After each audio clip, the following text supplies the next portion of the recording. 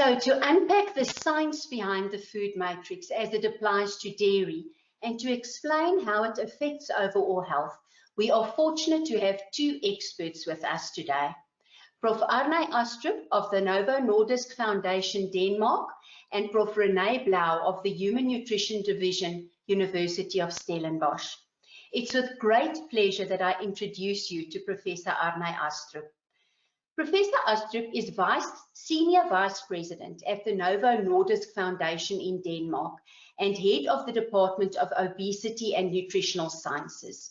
He was Head of the Department of Nutrition, Exercise and Sports at the University of Copenhagen from 2012 to 2020 and Chief Consultant at the Unit for Clinical Nutrition Research, Bispebjerg, Frederiksberg University Clinical Nutrition Hospital. Under his leadership, the Department of Nutrition, Exercise and Sports ranked one of sports and nutrition research environments in 2018. Throughout an academic career that spans over 30 years, Arne Astrup's main scientific interests have been appetite regulation, treatment of obesity, type 2 diabetes, and cardiovascular disease, and diseases where nutrition and physical activity play a role. A special focus is on the physiological effect of the food matrix on health and disease prevention. He's a highly regarded researcher. In 2018, Web of Science named him among the most cited researchers in the world. He's also interested in bridging nutrition, gastronomy, and health, and has written many popular diet books, which have been published in several countries, including the United States, Australia, and Germany. In 1996, Arne Astrup discovered, together with Professor Jens Holtz, that GLP-1 is a satiety hormone in humans. He was awarded Knight of the Order of Dannebrog in 1999 and Knight of the First Order of Dannebrog in 2012. Prof. Astrup, we thank you for the privilege of listening to your presentation today on saturated fat and cardiovascular disease, a need for revision of current recommendations. Thank you so much, Corinne, for this nice introduction. And it's a great pleasure for me really to be here and share the new data that have accumulated over the last 10 to 12, 15 years, where we really have been convinced that we need to move from saturated fat and looking at the food matrix instead. Let me first start here with my, let me see here, with my disclosures. I guess you need a couple of seconds to review them, but anyway, here's my agenda for today. So first of all, I will just take a closer look at the evidence behind linking the intake of saturated fat to cardiometabolic diseases. And we all know today that we still have some recommendations that are really focusing on saturated fat, such as the American guidelines we have here in the left panel, where we are still recommended to choose the low-fat or fat-free versions of the various foods, including all the dairy products. And also in the European recommendations, which are done by EFSA, they actually recommend that the intake of saturated fat is as low as possible. But they are outdated, and I'm quite certain that over the next 5 years or so, we will have new versions where also they will move away from the nutrient-based recommendations and moving much more into the food-based. And of course, it makes a lot of sense. Well, if we go back and look at what is the background for this focus on saturated fat, and in some way, 50 years ago, it made a lot of sense because we knew that when you increase the intake of foods with a lot of saturated fat, it would increase your blood cholesterol. And at the same time, we knew that a high blood cholesterol is actually associated with increased atherosclerosis and risk of stroke and heart attacks. So that was in some way the concept. But today we know that it's far more complicated. A high cholesterol is not just a high cholesterol, and the saturated fat is not just saturated fat. So let's take a closer look at it. Instead of cherry picking single studies, we need to really stick to the evidence-based principle with using the hierarchy of scientific evidence. And there, of course, we have the randomized trials that are the most important study for showing causal effects. And when we have several of them, we can do a meta-analysis where we try to combine all the data we have into a kind of one results. And that's actually what we want to have, also for giving recommendations for the consumers. So if we use that approach, and of course it's also the same approach that have been used for regulators, and in some way it's a little surprising, because if you look at the data that have been used, for example, by the WHO, they have used meta-analysis of randomized trials produced by scientists as Hoover and co-workers. And if we take a more close look at the evidence, not looking really at the foods, but just looking at saturated fat as an entity, just as it's used in the recommendations, then it's based on a huge meta-analysis published in British Medical Journal and also published in the Cochrane Library, where Hoover, he included all the trials that had at least a 2-year duration, which of course makes sense if you go for hard endpoints such as stroke and cardiovascular disease. And they included about 15 studies involving nearly 60,000 people, and then looked at what was the difference between those that were randomized to a diet with high saturated fat content and those who had a comparator such as typically polyunsaturated fat. And in this predefined protocol, they had 8 main endpoints. And here they are listed, and you will see that actually 7 of the endpoints did not show any effect of saturated fat whatsoever.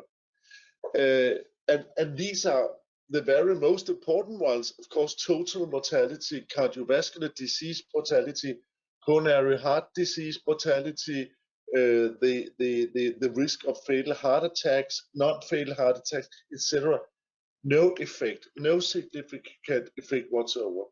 The only thing they found was a significant effect on a combined endpoint called cardiovascular disease endpoints or events.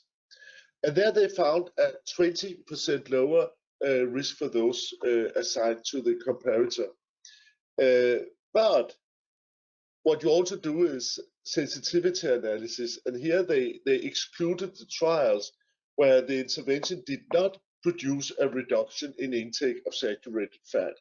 And if you exclude them, which of course makes a lot of sense, just like if you have a drug trial and you have a trial where people really did not take the pills, so it's reasonable to exclude them. So when they exclude the studies that were unsuccessful, again, there was no effect. So if you take even the most hard evidence of these meta-analysis, there's no evidence left from the old days. All the new updated meta-analysis of randomized trials show that there's no effect. And this is where we have combined saturated fat from all different kinds of saturated fatty acids from different food sources and have mixed them together. So, and I think there's a pretty good reason for that, because you could start to speculate, but what about saturated fat? We know it mostly increases LDL cholesterol and therefore total cholesterol. So does it make any sense? What is in the mechanism for that? And the interesting thing is, when we measure LDL cholesterol today, which of course is the harmful one, then LDL cholesterol is actually composed of a number of different particle sizes. And what we know today is that the large ones, as you can see in the upper end here of the slide, the large ones are quite inert.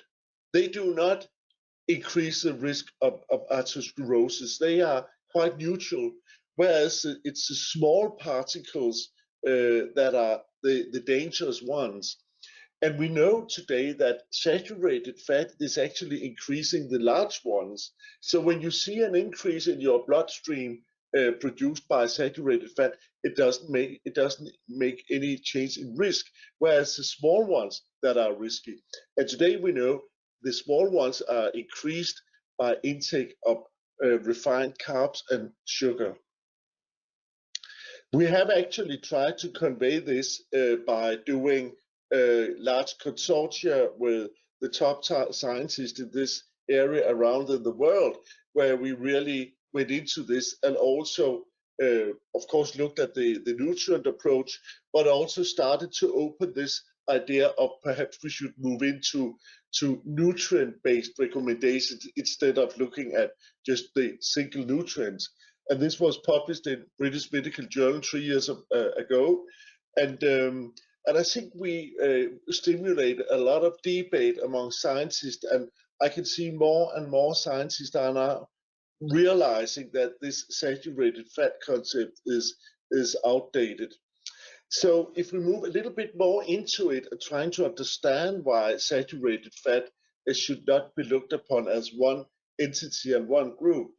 First of all, you know, saturated fat is a big group of saturated fatty acids that where you have some very short chain, medium chain, and then you have the long chain, and they have completely different biological effect, completely different physiological effect on your body. So the short chains are actually some that are very positive.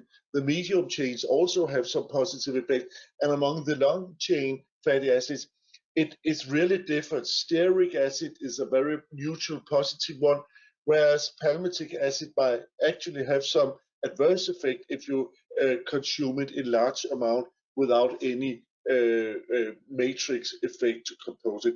So therefore, we really need to address the single what kind of fatty acid is it? And even more important, what matrix do they exist in? And you can see here, we have dark chocolate, we have cheese, we have etc. They all contain saturated fat. Even olive oil contains saturated fat. So when we look at them as a group, we take them from all different nutrients, and that doesn't make sense at all. So we need to move to whole foods. And we actually did another, I was leading a consensus conference in Washington, where we also had discussions with the politicians and those doing the new guidelines. And we simply brought together some of the leading international experts in lipids and studies on cardiometabolic diseases and nutrition. And sorry about that. And it tried to get through with the message. We published in the finest American cardiology journal simply to get through. And again, it's one of the most cited papers that year. So I think it came out last year. So what is the conclusion from that? Well, we actually concluded that, again, some way I feel I'm repeating myself, but I think it's really important to make it completely clear that if you take all the whole fat dairy, if you take unprocessed meat, if you take dark chocolate or egg, due to this matrix, and if you do studies with them, either feed people in trials with these and compare with a reference, you'll see there's no harmful effect. And it's actually also supported by huge observational studies, population studies, where you looked at the foods and have the opportunity to distinguish between the different foods and also different versions, for example, of dairy. And I'll come back to that. Then you will see that all these studies taken together does not support any increased risk of cardiovascular disease or diabetes. And why is it so? This is pointed out by Mozaffarian from Tufts University, where he have illustrated how complex the dairy matrix is. And it's really complex, particularly if you take the fermented products such as yogurts or cheese, because the fermentation, the bacteria, they ferment some of the sugars and some of the other ingredients and produce some very interesting and biologically active end products that also have biological effects. And it means that the fermented product in itself seem to have some very positive effect, whereas if you look only at the cardiovascular disease, that most other dairy are neutral. But so you can see here, it really starts to become complicated, and so it's of course we would like to understand all this. We could use it for many reasons, but we can also just conclude that, well, if you have cheese or if you have fermented dairy as yogurt, they produce positive results on your bones, on your muscles, but also on your cardiovascular system. So if you have increased risk of cardiovascular disease or have established cardiovascular disease, there's no reason to avoid cheese and yogurts and eggs and dark chocolate. Good news, isn't it? I think we have, I've been involved in an international collaboration with Dutch and English scientists where we have done meta-analysis on all the observational studies where we wanted to address this in more detail because there's coming new studies up every year. So, and here you can see when we do such a meta-analysis, essentially it looks like it ends up around 1.0, and it means that it doesn't matter whether you have a lot or if you have little fermented dairy. But if you take a closer look at it, and if we split up in different dairy, we'll see that the fermented ones, as yogurts and cheese and sour milk, actually have a small beneficial effect on total mortality and risk of cardiovascular disease. So again, it fits quite well with a lot of experimental studies where we could show that cheese, for example, have some very beneficial effect on also on blood cholesterol, HDL cholesterol, and on many other inflammation and other factors we know that might be important for cardiovascular disease and atherosclerosis. Another very important topic today is obesity, overweight and obesity. And again, you know, it's really driving a lot of the type 2 diabetes and cardiovascular disease we see today, and many other complications and health issues. And if we look at what should we recommend our children to have, there was a discussion in New England Journal of Medicine about this, and I pointed this out in a small paper called Milk and Health, where I actually highlighted that that possibly if you look at the children consuming milk went from 2 years up to teenagers, etc., there might be a slightly higher body mass index or body weight by those consuming milk and dairy. But you really need to look at the body composition. You should not look at body weight or BMI. You need to look at body composition. And the reason for that is that dairy contains both protein and of course fat. And the protein is actually stimulating the growth of your lean body tissue so that the children utilize their genetic potential to grow, so they get a little higher and get a little more bone and muscles, and that of course can make a contribution to body weight. But it's a good effect, it's a beneficial effect, not something that is adverse. And based on the meta-analysis conducted by other scientists, you can actually see that for those consuming more dairy, they tend to have slightly lower body fat. But if you look at their fat-free mass, which is of course also bones and skeletal muscle and organs, they have slightly more. And also people going on a weight loss, if they include the dairy, they will lose less of their fat-free mass, which of course is extremely important during a weight loss diet. So even for obesity, which is a very important part of the cardiometabolic disease complex we have today, dairy is having some very beneficial effect. I couldn't dare also to share this very important big randomized trial with you, conducted by Juliani in Australia. This is a trial where they actually supplemented the elderly living at residential care with dairy. It was not dietary supplements, no, it was food. It was dairy with all the matrix, etc. And because those who had access to that, they actually had fewer fractures over the years, over just, I think, over 2 years, than those who didn't get these dairy. So I think it's really hard evidence that just providing them with some more dairy, which of course they love, with cheese and yogurts, etc., it actually reduced the incidence of fractures, and in particular hip fractures. And we should remember that if you are 80 years old and get a hip fracture, the risk of dying from it is about 1 out of 3 will die from the fracture. They will never recover again.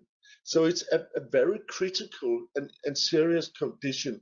And think about, you don't need to take medications, you could actually just provide them with more dairy. And then, of course, exercise, physical activity helps on top of that. And there might be, for those who have osteoporosis, you can put drugs on top of it. But I love this, that with something that simple as good food with healthy matrix, you get this effect. And you cannot completely explain it by the content of calcium and protein. There's something more in it. There is some magic in the food, and this is really great. We know obesity is a carrier of one of the reasons for type 2 diabetes. We can also see again here that at the higher intake of yogurts and cheese, the lower is the risk of diabetes. This is a single study. I should not cherry pick. So therefore, you also see this meta-analysis conducted by some independent Spanish scientists. And again, they really see this inverse association between intake of dairy and risk of type 2 diabetes. And they actually saw that it was both total dairy and low-fat dairy.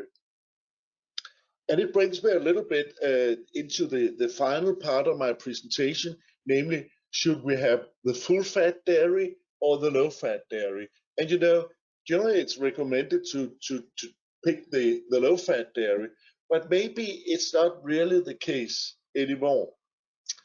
Well, if you give people who have overweight, which is, of course, the people living with overweight is about 80% of the population today, and maybe 30% live with obesity.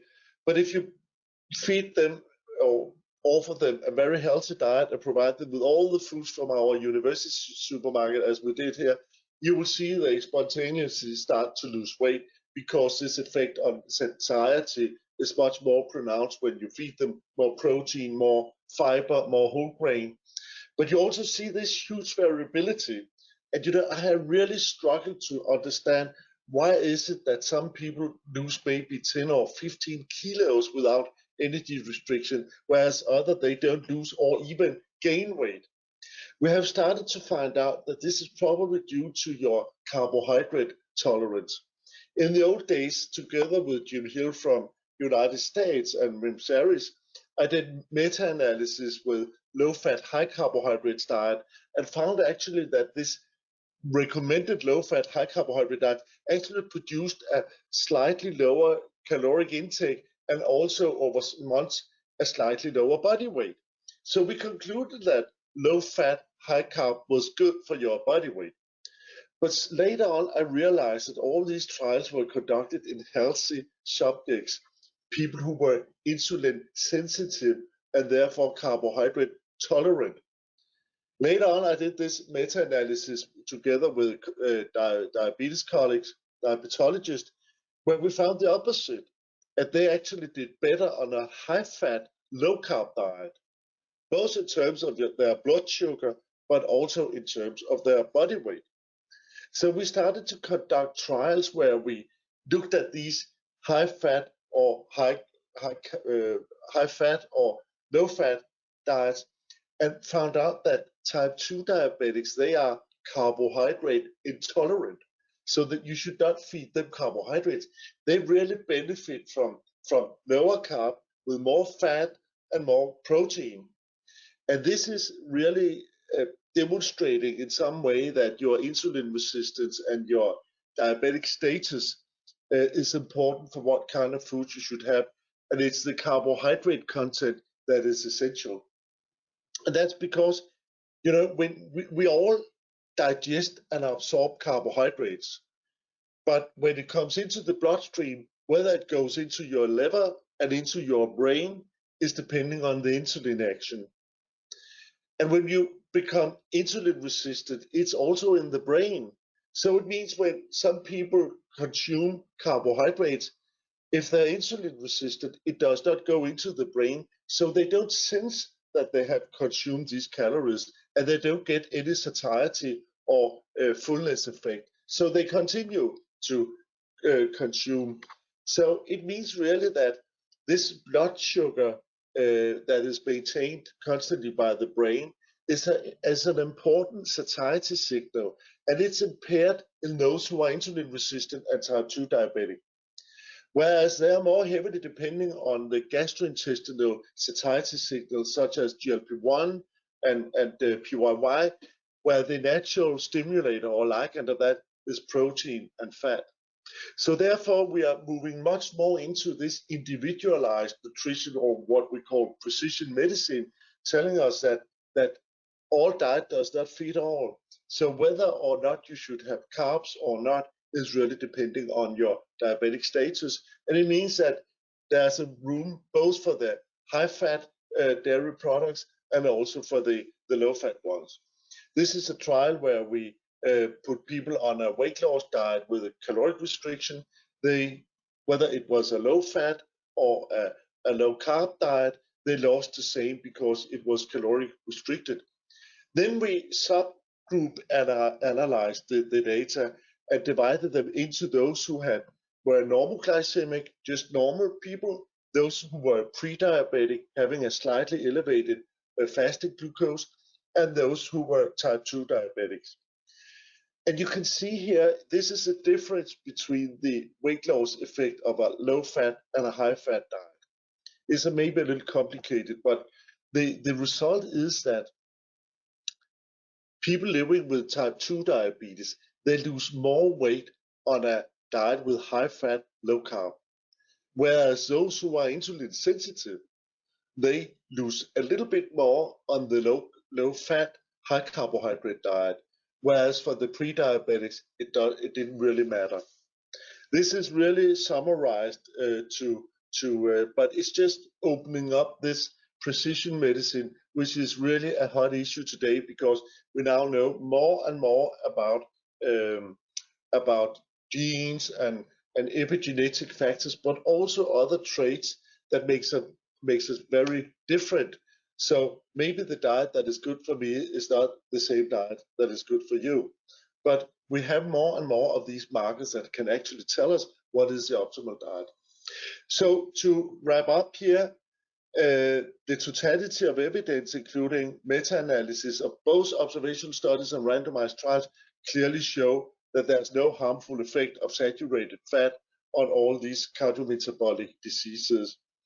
And if we pick out the dairy, it's particularly the yogurts and the cheese, the fermented products, they do not have any adverse effect, and they actually have some beneficial effect of the cardiometabolic risk factors and also the endpoints. So they clearly reduce the risk of stroke and heart attacks.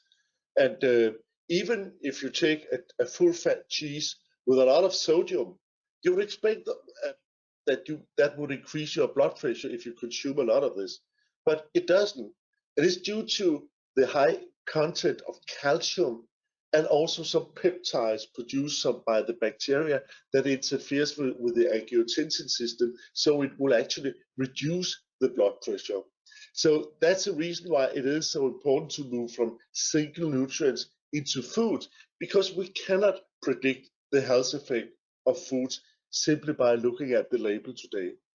So I would say that we really need to open up and be more holistic in our approach and look at the whole food, because the food matrix is so important.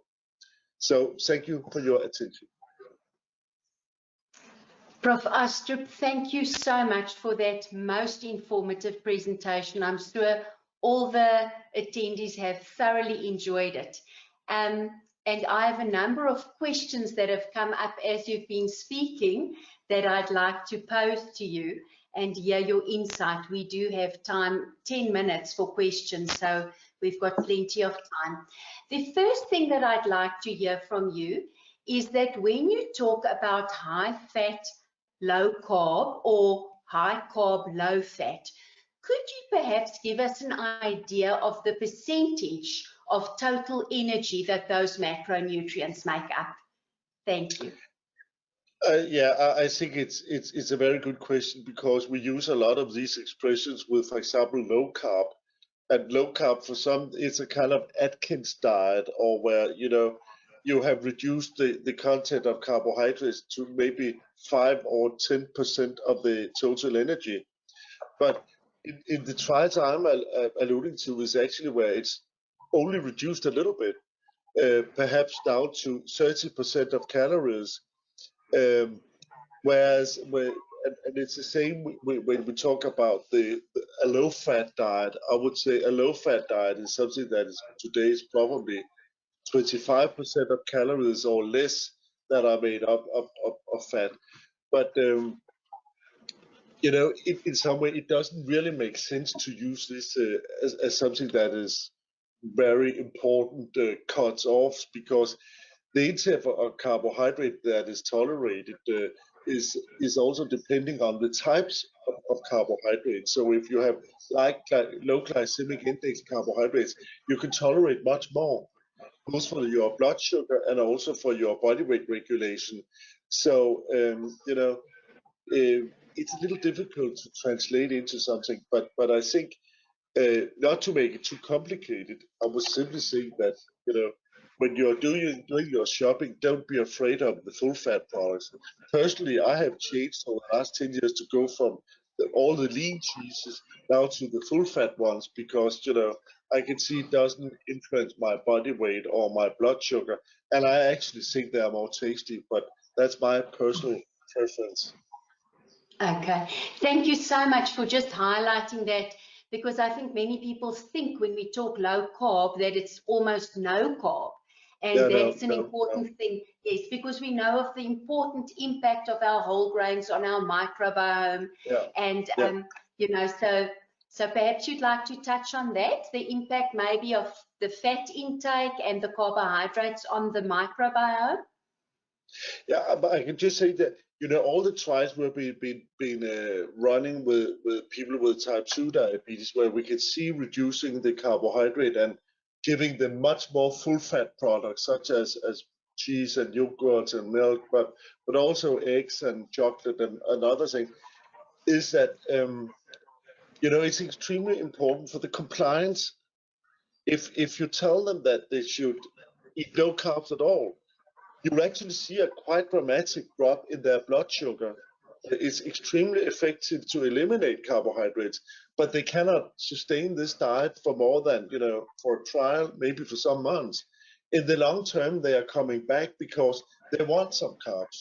And I completely understand it. So we need to realize that it's not a realistic diet. It might be interesting for research. But actually, when we started to use this, provide them with diets with 30% of calories from carbs and add much more the whole grain and more fiber, we got exactly the same results on their body weight and blood sugar. It really went down, and compliance was much better, because now they were allowed still to have quite a lot of carbohydrates, not excessive amounts, but also if they selected the the basmati rice instead of the white sticky rice, so you also got a lower glycemic index. It was also allowed. It did not have any adverse, and it also have a very beneficial effect on liver fat, which is probably quite important for the patients with type 2 diabetes. Thank you very much. The next question I'd like to ask you is in terms of dairy and fat-free mass. You referred to that in your presentation, and we know that many sportsmen nowadays use dairy as a recovery drink after sport, which obviously has a very good effect. I want to ask you what the effect of dairy on fat-free mass is, how it is influenced by physical activity. Well, generally, I think, if you're doing training, physically active training and weightlifting, etc., and want to increase your lean body tissue and your muscles, I think all protein, all animal protein actually is quite good. I normally tell people you don't really need to buy these very expensive supplements, because all you need is the right amino acid composition, and you can get that very good from from dairy. We have various dairy products, cottage cheese, and also a special kind of skyr, which is a Nordic version of a yogurt where the protein is very high. But they can also use eggs or chicken and of course they can also use lentils, etc. But so they really need to mix it in the right way, so they ensure that they get all the right amino acid composition, because it is the animal protein that have the same amino acid composition as we have, as we're also a kind of animal. And so it really matches our requirements, whereas if you move into the plant, you need to be much more careful about it. So I think for the adults, it's simply to have animal protein that is good to build up, and also to preserve for the elderly, to preserve their bone and lean body mass. I think for the children, the grown children, there is something special about dairy, because there are some IGF-1 that actually seem to stimulate growth. So children who had a high intake of dairy, they actually are taller than those don't get it. And if you look at my children, I have 4 boys. They are all also much taller than I am. So I think they got probably a lot of but they're quite happy about it. Okay, because probably the whey protein might have a different impact to other types of protein as well. Exactly, yes. Exactly. Okay, thank you so much. It's been really exciting to listen to you, and I'm sure there'll be a number of other questions, and you are welcome as an attendee to send those through. I'm watching the questions. I haven't seen any additional ones. I see one more question coming through. Perhaps we can take it before we move on. Someone is asking if double cream yogurt can be used by diabetics, or whether it should be avoided. What is your opinion on that? I see no problems, as long as in a balanced diet, so it's not exaggerated. But I wouldn't. The cream is probably very neutral in terms of cardiovascular risk, and it's also neutral in terms of blood sugar. So I would have no problems. Thank you so much. Then it's a privilege for me just to say thank you. And we have decided to take the questions after each speaker, but we hope you can stay with us. I do know that there is a time difference where you are, but we do hope that you can join us for our very exciting next presentation.